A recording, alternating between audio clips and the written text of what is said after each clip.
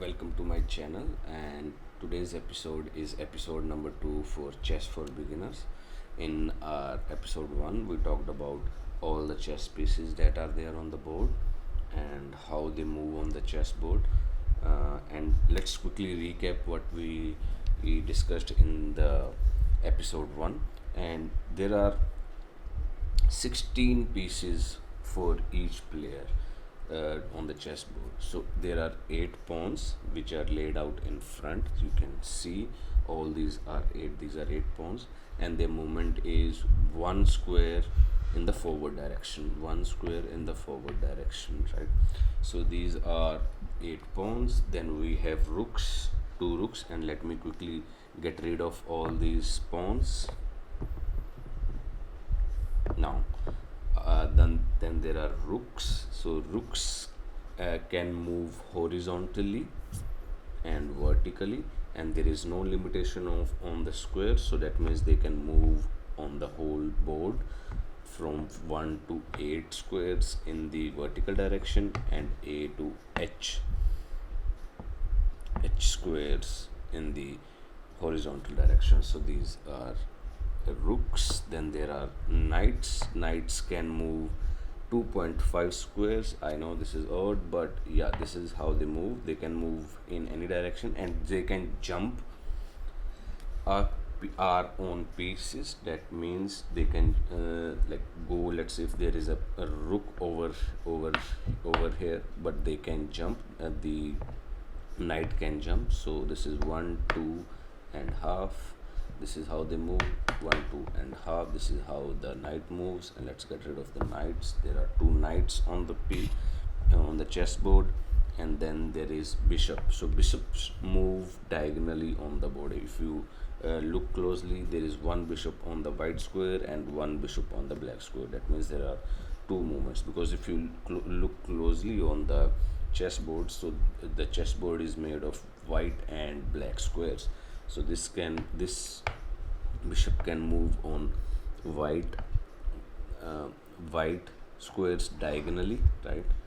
And this bishop can move on black squares diagonally, right? And let's get rid of these bishops as well. Now this is the queen, one of the most powerful pieces, and queen can move in any direction without any limitation on the squares. It cannot jump our own piece. So queen can move diagonally, queen can move vertically, queen can move horizontally, but it cannot jump. So that means if this is the king is laid out here, that means queen cannot move in this direction. She can move in diagonal direction, vertical direction, horizontal right direction, but on the left side there is a piece, so she cannot move. So let's get rid of the queen from the board.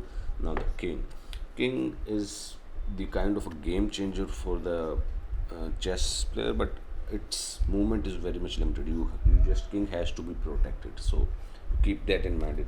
It should be always protected by other pieces. So a king can move in any direction, but limiting to 1 square. That means it can move diagonally 1 square, in the left hand side, diagonally right hand side 1 square, vertically 1 square, horizontally 1 square. So this is the movement, right? So king can move in all the direction, but limited to 1 square, right?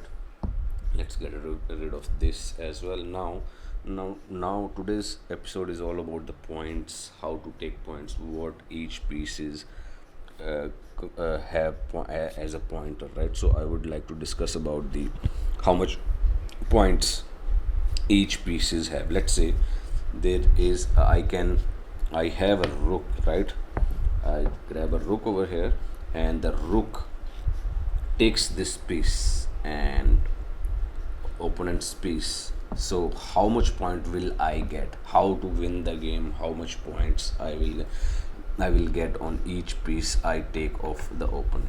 So let me get rid of all the pieces from the board quickly, and let me lay it out in such a manner that I can quickly get back those pieces from their respective pages. If you So this is how they must be laid out. Okay, this. So let me get back to the point system. So pawns are the kind of the lowest ranking piece, so they account to 1 point, right? So pawns account to 1 point. Let's come to the knights. Knights account for 3 points. If I take out the opponent's knight, it will account for 3 points. Now comes the bishop. Bishop counts for 3 points.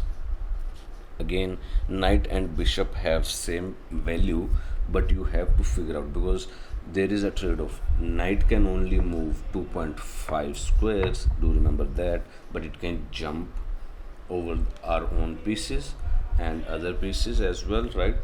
But bishop can move in diagonal a lot. It can cover a lot of distance, right? Bishop can cover a lot of distance, but the condition is that the path should be clear, right? So you have to kind of think about it when you take out a bishop or a knight. You keep that in mind. Then comes the rook. The rook counts for 5 points, right? So each rook is for 5 points, and then comes the queen. Queen accounts for 9 points, right? Because she's the second most important piece on the whole board, and queen can kind of change the game quickly, right? And so this is how it. And when we come to the king, king doesn't account any points because it must be protected. If you take out other opponent's king, or you, what we call is it as a checkmate, that means the game is over. So it does not account for any points, but it's the most important piece on the whole chessboard. So if we quickly calculate our points, so then first we have 8 pawns, that means 8 points for the pawns. Then we have rooks, 2 rooks, that means 10 points, so the total comes out to be 18.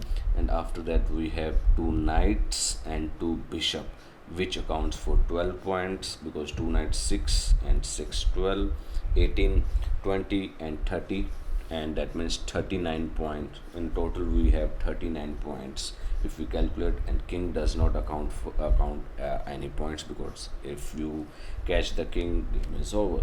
So how do you win the total game, right? So that's the main question. So chess is very strategic game. It can take hours and hours to checkmate opponents.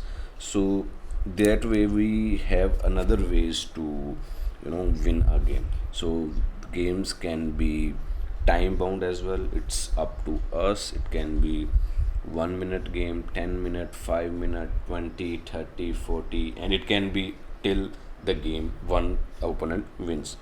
So when we play a time bound game, it should be how you win. So let's say if we are playing a 10-minute game, so each player gets 10 minutes, that means total we will have 20 minutes of the gameplay, right? And once the 20 minutes are over, we calculate the point, how many pieces that the opponent or the winner has. Let's say if opponent has 13 points and the winner has 15 points, that means the black has 13 points and white has 15 points, that means white is the winner after 20 minutes of the game, right? So that's how the point system works, and that's how you win the games in time bound situation. But if there is no time boundation, then that means that you'll have to checkmate the opponents. You'll have to keep knocking each and every piece slowly and slowly to win the game, or you just completely checkmate the king. How do you checkmate the king? It's very simple. You just have to uh, surround the king with your pieces, so that king does not have any option to move, right? So to give you a very quick look into how you checkmate with your with pieces. So let's say the king is over here, and let me grab one. So queen over here, and let's say the queen is over here. So this is a check. This is not a checkmate, this is a check, because I can move my piece in any direction, right? But to make this a checkmate, what I have to do is, let's say if I try to move on this direction, right, in the left hand side on the black square. But let's assume this is just an assumption that there is a black bishop over here. That means I cannot move over here, because this bishop will be able to take out. There is a clear path, and it will take the king if I move my king. Okay, now this box is covered by the queen, this box is covered by the bishop, but I have this option. I have three other squares to move around: 1, 2, and 3. That means I'll have to the black has to cover all these three squares as well, right? How it can cover? Let's assume that black also has a rook over here. So that means my king cannot, or the white king cannot move over here. So now we are left with two squares only, this and this. Let's again assume that I have a rook. No, let's take a knight to give you more idea on this. I have a knight, and it can move 2.5 squares. Okay, 1, 2, and 2.5. So I have a rook over here. That means this movement is also not available. So only one square is there. Let's say I move over here. Right now I'm safe, but let's try and cover our bases and show you how a checkmate should be. So I need another piece where this square is also covered. Let's assume that this rook was there. Now I have nowhere else to go. I cannot go anywhere, right? I cannot go anywhere. That means check and mate. If I go over here, I'll be dead by this rook. This rook can take me out, take this king out, right? And I did out. See, okay. So, mhm, mhm.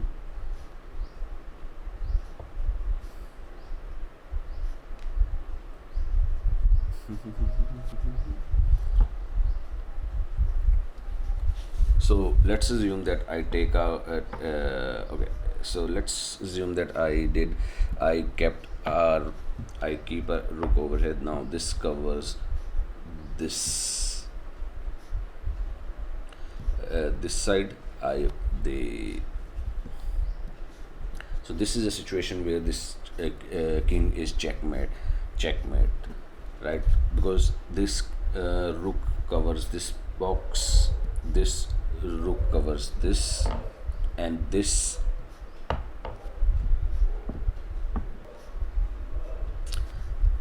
So this is a hypothetical checkmate situation, right? So this rook covers this whole lane. I cannot move on this side of uh, the board, right? And this rook covers this square. I cannot move onto this square. So this is a checkmate situation, and this queen covers actually gives the check, because if you clearly look at, so if I move, I cannot actually move any squares. This queen is giving me a check, right? And if, let's say, I have an option to move on these five pieces, 1, 2, 3, 4, 5, but if you if you look closely onto this board, I don't have any option to move anywhere. And in my current square as well, I have a check. I have a these black has a piece where it can take the king, right? So if you clearly look, so this rook is covering these two squares, this rook is covering all these three squares, and I was left with this black square, but this is covered by the black knight. If you clearly look at 1, 2, 3, I can take this out. right? So that means this is a checkmate position. So that's how you do a checkmate to an opponent and to win the game. And then the other thing is, other way to win is by points. If that game is time bound, you'll have to quickly take out the pieces which have more point value, let's say rook, bishops, and knights or queen. You kind of have to take out all these pieces, as much as many pieces as you can take out. So that's how you win the game, and that's how the game is played. Now there are a lot of strategies that take place. There are n number of strategies you can learn. So that's all for from my side on today's episode. Let's connect tomorrow. Bye.